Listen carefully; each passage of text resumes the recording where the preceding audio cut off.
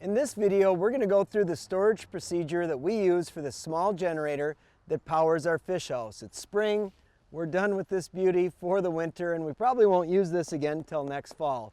It's pretty simple. You only need a handful of items, and it's something that really anybody can do to make sure your generator is running tip-top the next time you use it. First, we're going to remove the access panel so we can get to the oil cap, and we're going to add maybe, just an ounce of seafoam or so into the crankcase. That will help bring back into solution any of the heavier oil deposits that are in the crankcase. Additionally, we're going to add maybe 2 or 3 ounces of seafoam into the fuel tank here on basically no gas that's left. And we're going to run it for a few minutes to allow the seafoam that's in the oil to help bring those heavier deposits back into solution, to get the seafoam that's in the fuel tank to run through the fuel system to clean and lubricate that. And in addition, that will make the oil a little bit lighter so it's easier to pour and drain.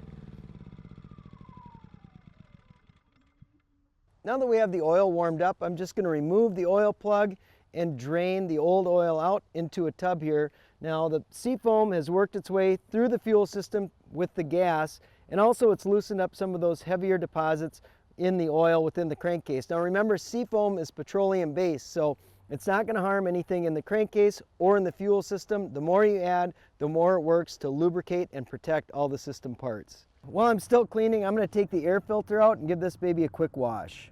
I'm just going to take and clean this filter in some warm water and Dawn dish soap. That should get all of the oil and any dirt that's on this thing out.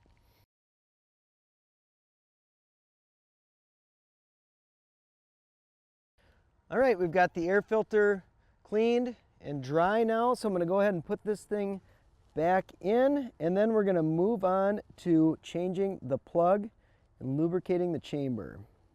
All right, got the old plug out, and now I'm going to add a little seafoam spray into the chamber, and then I'll just use the pull start. I'm going to pull this slowly with the plug out to move that seafoam spray around in the chamber to make sure that we're coating the walls with seafoam and the top of the piston head. Just make sure we've got good lubrication to prevent any rust inside the chamber. Then I'll replace the old spark plug with a new one. From there, I'm going to refill the oil with fresh stuff. I've got a full synthetic here. It's worth spending the money to get a quality oil for something like this. You're not using a lot of it. I think this thing only takes like a half a quart. So I'll just add that oil in basically until it gets to about the bottom of the threads. All that's left to do is reinstall the oil cap here. I'll put the access panel back on, and this generator is good to go for storage until we use it next season, or if we've got some type of a storm that comes through this summer. This is certainly a worthwhile task to make sure you get the most life out of this generator, and it's going to ensure the next time you need to use it, it's going to be running tip-top.